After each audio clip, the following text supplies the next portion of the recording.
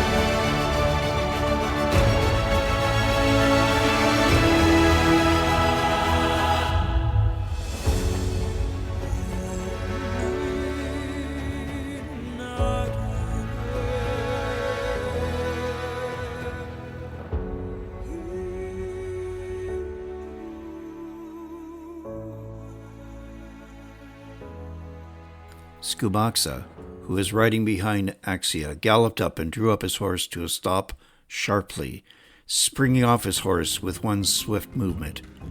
He ran up to me and, placing both hands on my shoulders, said, "Medicine man, shaman, you will ride with us, no?" I looked at him puzzled. Scumaxa was excited. "We go to our motherland to avenge our father. You will help us, no?" As he said this, he put his massive hands on my shoulders and gripped them tightly, digging his fingers into my muscles, making me wince. "Ride with you?" I said, recovering my dignity after he released his grip. "I have never ridden a horse before in my life." It was true. I had never ridden a horse before. That first day, where I was introduced to the sturdy steppe horses that would bear us on our swift passage through the empire and into the great vastness of the Eurasian grasslands, I didn't have a clue about how to get on one and ride it. Scumaxa reared back his head and howled with laughter, turning around, arms outstretched to the rest of the warband. Axia laughed, as did all the other men. Axia, now mounted again, walked her white stallion up to me and stood towering above me in her saddle. The sun, shining from behind her, engulfed her in a shimmering halo. I had to shield my eyes from the glare in order to see her face. She was amused. "Then, physician, you shall learn. It wouldn't do for my shaman, my medicine man, to go walking where we are going." "Learn," I said. "When? How?" "Here, now," she shouted, laughing. She nodded her head, and again I felt Scumaxa's vise-like hands grip my arms, pinning them to my side. He lifted me up effortlessly off the ground and high into the air. One of the horses was brought forward, and I was hoisted and deposited with a thump into the saddle. "Listen, physician," Scumaxa said, looking at me unsmiling. "You are sitting on Aspaka. She and her sisters, Aspernia and Bernia, will bear you to the ends of the earth. Treat them well, and you will live. Treat them badly, and you will die. They will nourish you with their milk, clothe you with their hair, and give you fire with their dung." Scumaxa now began to inspect me on my mount, walking around us and tugging at the tack and harness. He stepped back and looked up at me, smiling. "By Tabity, physician, you sit well on her. Now you will learn." With that, he stepped back and slapped Aspaka on her rear end, and she sprang forward, Aspernia and Bernia following closely behind. The first thing I learned was to hold on for dear life to the pommel of the saddle with one hand and onto her thick mane with the other. I had not been able to grab the reins before she started to run like the wind. I realized, to my shock, that there were no stirrups to put my feet. Of course, they hadn't been invented yet. My feet and legs hung down, dangling from the saddle. The saddle was comfortable enough and actually fit my backside quite well. There were 4 pommels on each corner of the saddle that fit snugly against my buttocks and thighs, steadying me on the galloping horse. A spaka took off like a shot. I could hear the warband laugh and hoot, and then whoop and whistle as they all mounted and followed me like hounds chasing a fox. I soon learned that it was pointless trying to control my horse. A spaka knew where she was going. I was only on for the ride. Skumaxa, Axia, and the other warriors soon caught up to us, and then we were in the middle of a herd of horses, mounted and unmounted, flying in a dust cloud towards the horizon. These horses were all creatures of the steppes, not at all like the prized steeds of the Roman gentry. They looked more like ponies to me. They were short and stocky, with strong legs and large heads. They had great stamina and could gallop for miles without a break.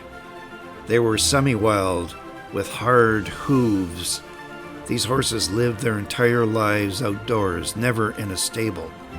On the steppes, they were hardy enough to weather temperatures far below freezing, and could graze and search for food on their own, using those hard hooves to break through the crust of snow on the plains to reach the grasses hidden below.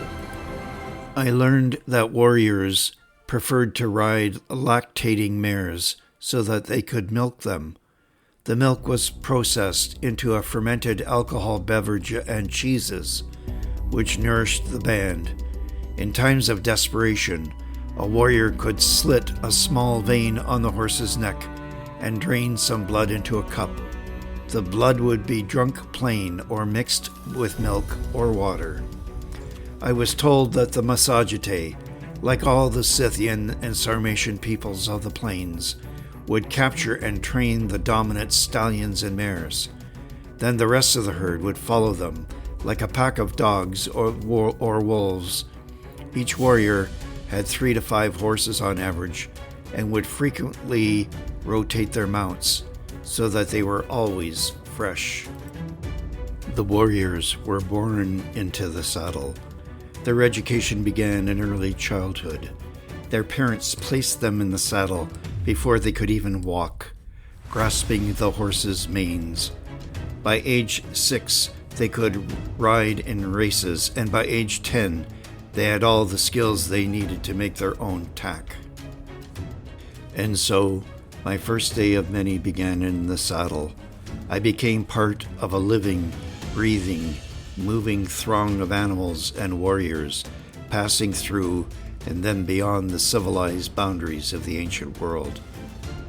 After many days of hard riding, in my weariness, I thought back to the words of Strabo at the great conference in Alexandria, where Honorius had solicited the Vasilisa as an ally.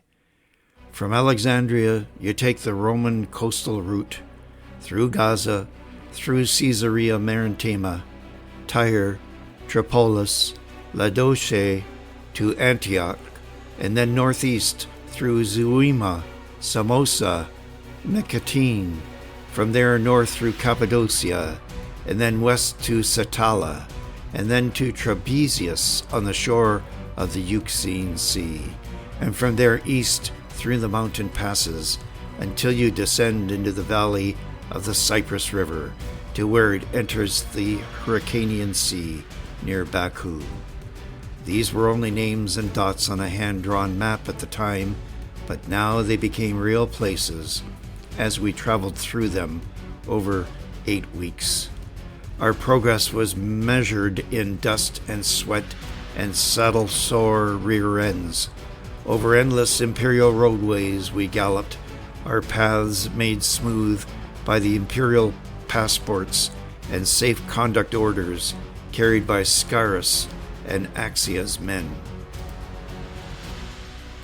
Together with Abu, I rode in Axia's company, no better than a captive, and under the ever-watchful eye of her brothers, Scumaxa and Prothesis.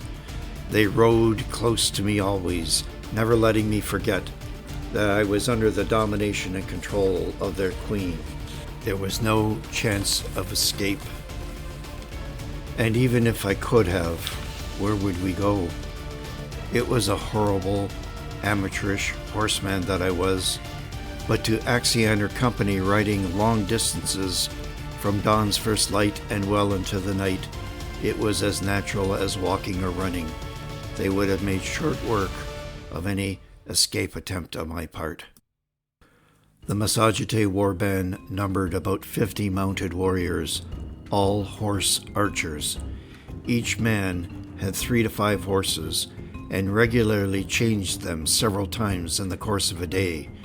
In more civilized parts of the journey along the way, along the well-built and maintained Roman military roads, we bedded down after a long day of riding at the imperial way stations, the mansiones, which were placed about a day's ride apart. Frequently, in more remote areas, we bedded down in tents that were carried with us. Between the mounted warriors and replacement horses, there were several scores of horses to feed and water. Abu was recruited to feed, water, and groom them. We traveled along the sea and then inland through rolling hills and around semi-deserts, skirting around cities and penetrating the country like a foreign object. Axia's band was careful to avoid contact and confrontation with anyone along the way. They kept to themselves.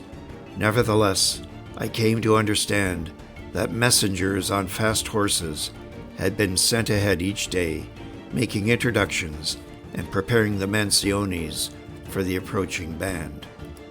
Weeks passed. We climbed mountain passes, ascending high above the plains below until the air grew thin and cold. We descended into river valleys and traced winding waters flowing through verdant valleys to the sea. Ever northwards and eastwards we traveled, pounding forward, ever forward, hurtling against the edges of the empire. We ate our food and drank water from animal skins while in the saddle, never slowing.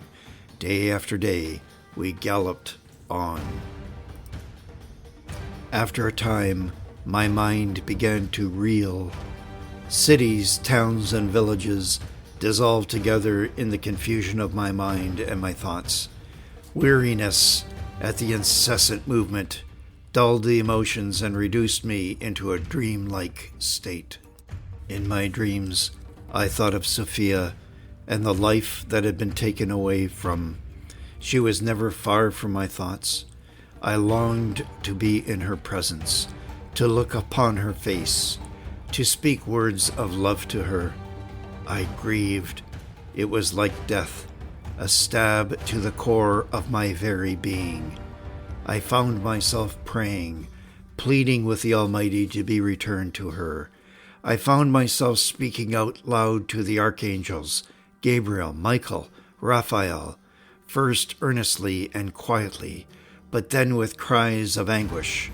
I found myself repeating some words from the Psalms that I remembered from my childhood. Out of the depths I cry to you, O Lord. Lord, hear my voice.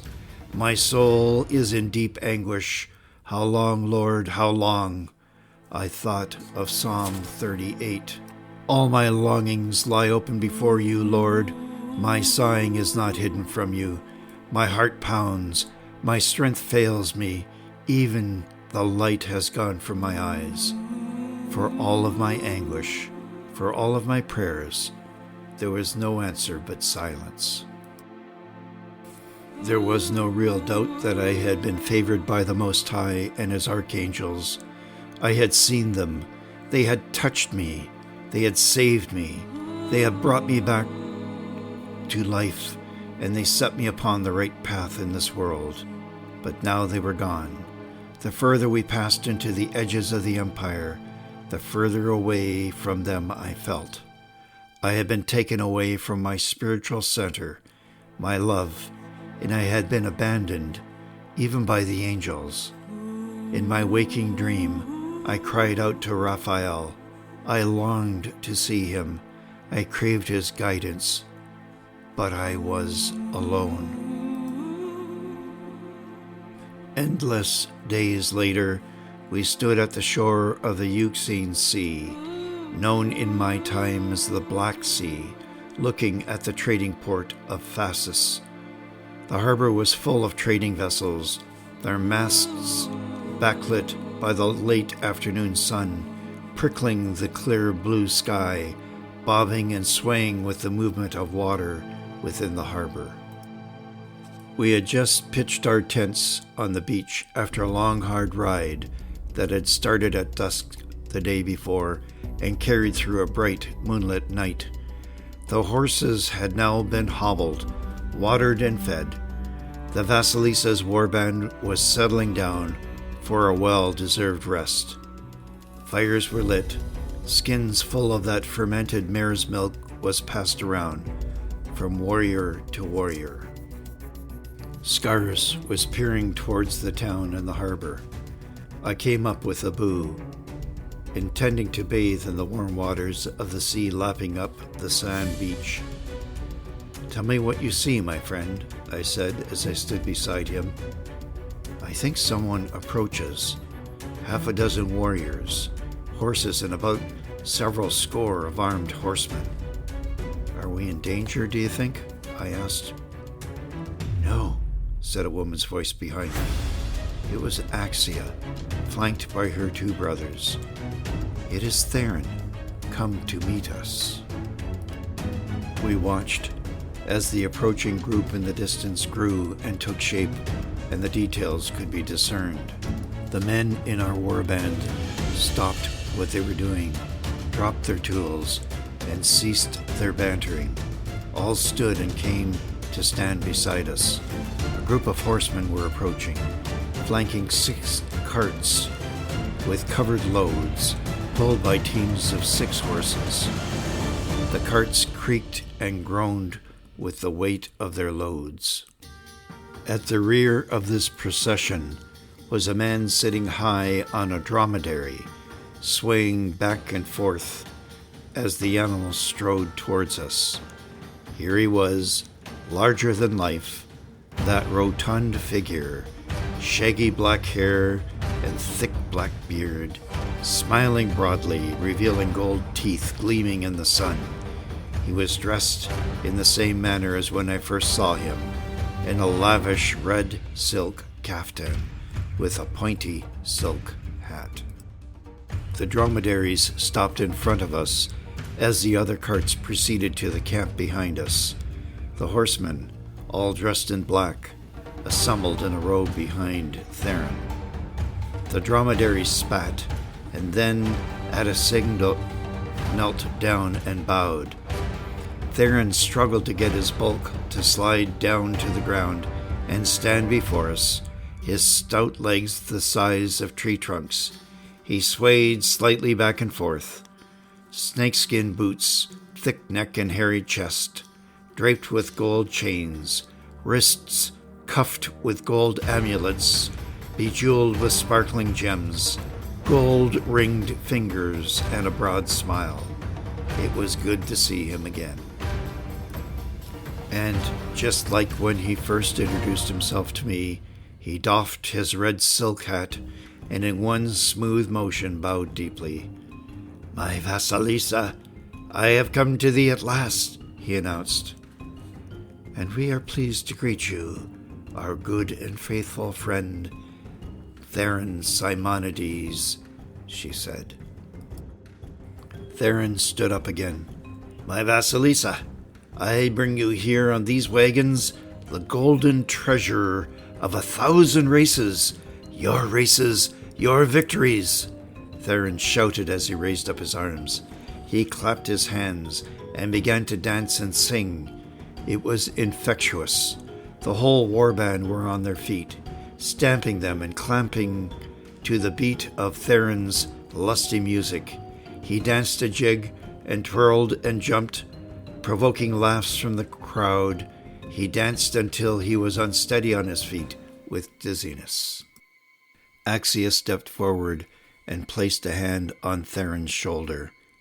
"Come now, friend, to our fires.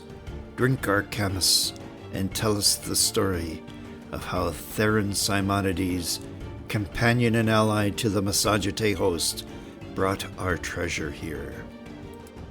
Theron, of course, needed no persuasion. Larger than life, raucous, and animated, he was ready for a feast. After many swigs from the skinful of the fermented camas and platefuls of pheasants, rabbit, and other game, he settled down. Scarus was the first of us to speak to him. "Theron, my comrade, who are these fellows that you guarding the treasure? Gladiators?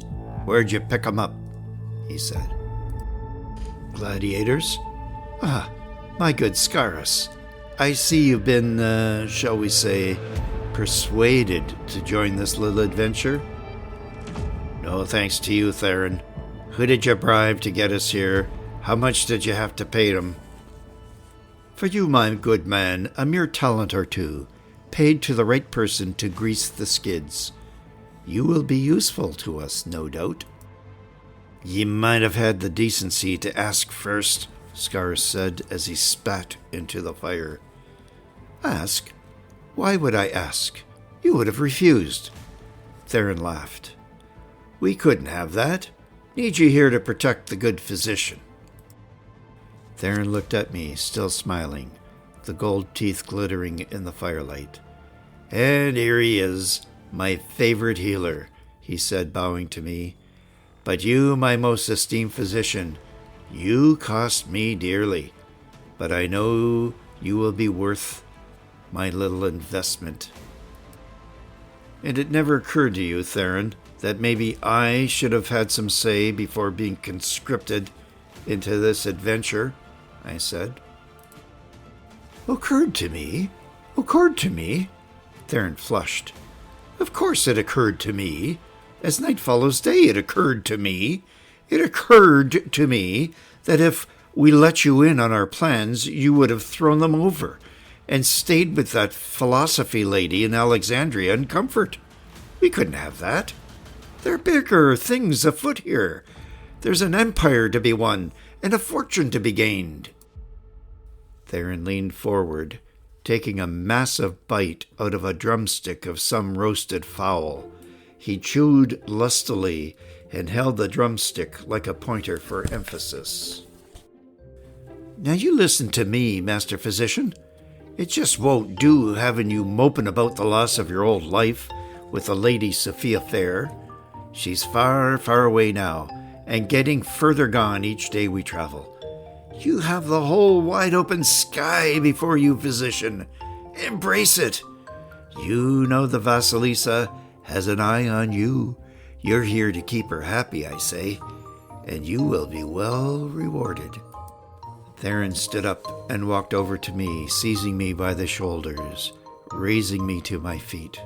He stood behind me, pointing me to where Axia was seated on the other side of the campfire, surrounded by her 12 priestesses. She sat back in her high-backed chair and looked up, catching sight of us across the circle of warriors seated at the campfire. The light of the campfire flames cast a warm, flickering glow over her face. Across the distance, those deep, dark, liquid eyes sparkled in the firelight. She was incredibly beautiful, her face framed by auburn braids. She knew we were talking about her. I could feel her presence. She locked eyes with me, drawing me in. "Look, physician, open your eyes," Theron whispered in my ear. "Look and see your destiny. She is beautiful, is she not? You cannot deny it. and she desires you, physician. Amongst all men, she has chosen you. You brought her back to life, and she wants none but you at her side. Is that such a horrible fate? Many a man would pay dearly to swap places with you. I gazed at the Vasilisa, and she at me. She was desirable and dangerous. Her ways were not mine. I could see that her desires would overwhelm me, drawing me down an endless well to drown in oblivion. There was danger there. In the distance between us, I felt a shadow pass. Theron broke the spell. He slapped me on the back. Besides, my good friend physician, her two brothers, Scumax and Prothesis, would never just let you walk away. Ever since that day where you brought her back from the dead, you've been bound to her. You see, none may touch the Vasilisa as you did and live. I stayed Scumax's hand when he tried to slay you that day, for you had touched the queen, and none who touched the queen can be allowed to live. It was I who told him that you must be allowed to live, for one day you would be wedded to her, and so you were spared. But now the time has come where you will be betrothed to her. I looked at Theron wide-eyed. Me? Her mate? You have kept this plan for me all this time? You have deceived me and shattered my dreams? You should know that I am pledged to another, Theron. Ah, forget her, physician. She is far away in another world, and fate has brought you here. The Vasilisa will be your wife, and you shall be her husband and great shaman. Together you will be powerful and rule a mighty host that will be assembled. You will have your part to play in this game, my friend, and I am here to see that you play it well. Our long journey east began again. From the shores of the Caspian Sea, east through many mountain passes we traveled, the treasure wagons creaking along narrow mountain tracks. The presence of the treasure wagons, laden with fabulous amounts of gold and silver, slowed us down immensely. The air at altitude grew cold. Nights were long, and we discerned that unseen eyes were watching us. High above our path through the river valley, walled between vast ramparts of towering peaks, we could see bands of warriors following us on high mountain tracks. First only a few scattered scouts were seen, but day by day they grew and coalesced into larger bands. They were always high above us, watching at a distance. At dusk, and again at dawn, there were strange calls along the mountain heights, and distant drum beats, exchanging messages. Abu, with his keen eyes, had been the first to bring these sentinels to my attention. He pointed them out to me as we rode, side by side, close to the river. One particularly dark night, as we were making camp after a long day on the trail, Abu tugged at my sleeve. He looked up at me, wide-eyed. "Kyrios, I am afraid of those who follow us. I hear their calls, back and forth, like wolves and hawks. I have noticed this before now, but tonight, as I was watering my horse, I watched unseen as 3 men in black robes crept away from the camp like they didn't want to be seen. They looked about, eyes darting left and right. There was a wolf called close by, and one of these men answered it with his own. Then he disappeared into the darkness. The other 2 crept back into the camp. I followed them to the tent of their leader, the leader of the gladiators, Thraxus. Abu shuddered as he repeated the story. I do not trust that one, Kyrios. He is evil. I feel it. He makes me think of Drago. I watched the two men go to Thraxus's tent. He let them in, looking around to make sure that they were not seen. Later, the third man came out of the darkness, and I saw him go in as well to Thraxus's tent. I crept up to the tent to see if I could hear something. They were speaking in a strange language I could not understand, but I heard the names Vasilisa, Theron, and Artaxis. What do you think this means? I put my hand on Abu's shoulders. You've done well to tell me these things, my son. Now you must leave it to me. There is something afoot here, a plan, I think, and we may all be in danger. Tell no one what you saw and heard. Keep your eyes open and your ears alert. Find me and tell me if you see more. The next night, as we camped again in the valley along the river, I asked Scarus if he thought we were being followed. Yea, Dominus, sir, he nodded. I seen them, and I heard him too. We be followed, that's for sure. Do you hear those with those wolf calls after dark? They be talking about us, sizing us up for kill, waiting for the chance to steal that treasure, I reckon. I told Scarus about what Abu saw and heard. Do you think there's enough of them to try? I mean, Axia's warband would be enough to put them to flight, don't you think? Theron came up behind me and said, striding into the firelight, and to add to that my band of gladiators, we'd make short work of any attack from a few dozen mountain men, wouldn't we? Scarus sighed. Excuse me, Theron, but I wouldn't have put my trust in your hired swordsmen.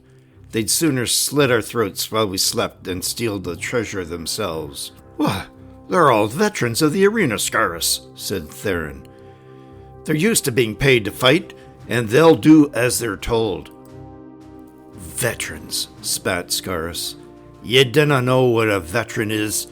Maybe they've killed a man or two in an arena, or maybe not.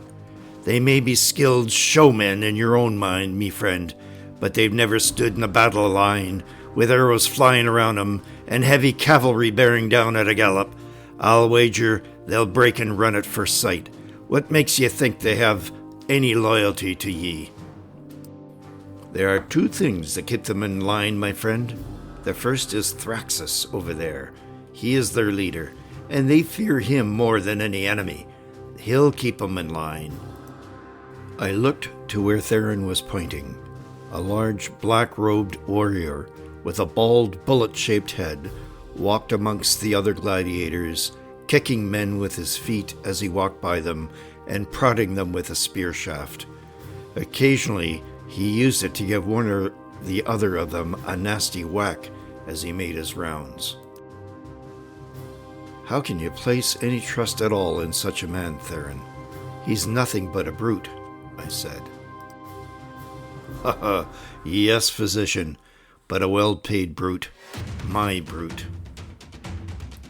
Mark me words, Theron, as me friend, said Scarus, and a veteran of many battles, primus pilatus of me legion. Soon he or his men will turn on you in a lonely place and cut your throat, and take your treasure, and hold your queen for ransom, or worse. Theron left in a huff. Scarus took me aside. Dominus, sir, we must be ready. We're not far from Baku, on the shore of the Caspian Sea. We will be ambushed somewhere beyond there. We must make a plan, he said.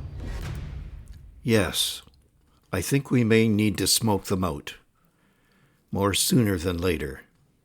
Let us go see the Vasilisa, Scarus. I have an idea, but we need to get safely to Baku first.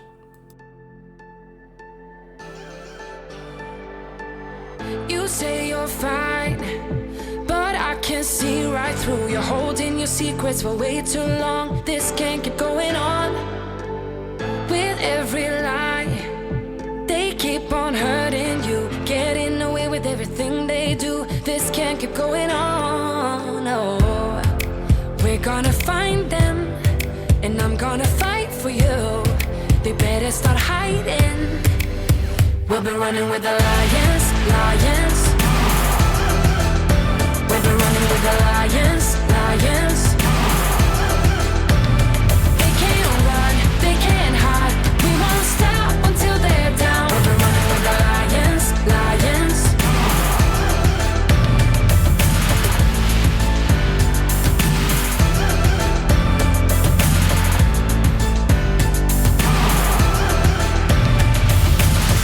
I'll go through fire, I'll climb the mountains for you. Tell me, 'cause I'm looking out for you. This can't keep going on, no, 'cause you're not alone in this. We'll do this together. No, you're not alone in this. No, we're gonna find them, and I'm gonna fight for you. They better start hiding. We'll be running with the lions, lions. We'll be running with the lions, lions. They can't run, they can't hide. We won't stop until they're down. We'll be running with the lions, lions.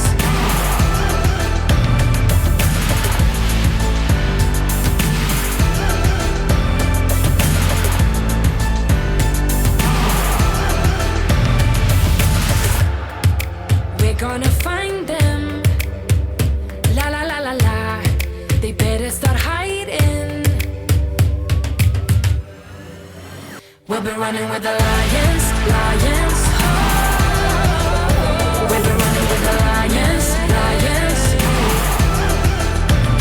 They can't run, they can't hide. We won't stop until they're down. We'll be running with the lions, lions. 'Cause you're not alone in this. We'll do this together. No, you're not alone in this. Music for Chapter 17, Ed Records, Legends. Epidemic Sound, Far Away from the Shore by Sight of Wonders. Twins Music, Brave. Epidemic Sound, Time is Running Fast by John Bajork. Epidemic Sound, Thrilling Chase by Bonnie Grace. Epidemic Sound, Counterguard by John Sumner. Ed Records, Way Beyond the Walls. Epidemic Sound, Wind Blows by Spectacles, Wallet, and Watch. Epidemic Sound, Our Final Mission by Christopher Mo Ditlevson. Epidemic Sound, No Rest for the Weary by Anthony Earls. Epidemic Sound, Forest Run by Bonnie Grace. Vital Stomp. Epidemic Sound, Running with the Lions by Loving Caliber. The Archangel Chronicles is written, produced, and directed by Raymond. Copyright 2023. All rights reserved.